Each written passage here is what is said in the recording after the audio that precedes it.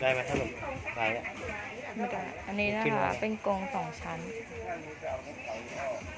ประกอบตามมุมไม่ยากนะคะลูกค้าเนี่ยค่ะมุมมันจัดทรงมันดีๆ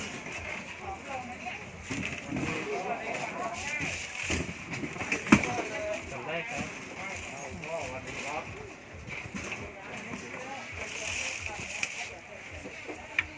ฝาบนเปิดได้ด้วยนะแล้วแต่ชอบบันไดอยู่นู่นพวก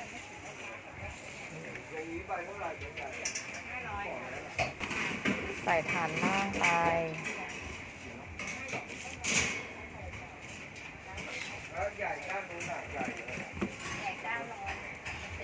ก็บันได แล้วแต่ตกแต่ง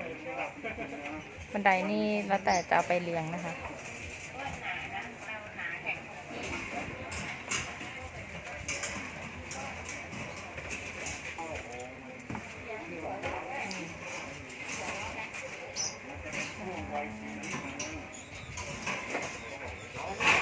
ดูแล้ว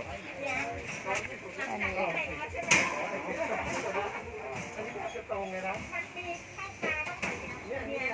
ให้ตรงมุม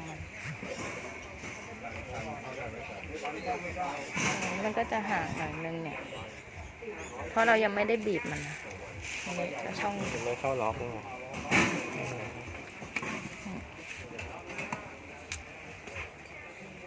จริงๆไม่ต้องบีบก็ได้แล้วแต่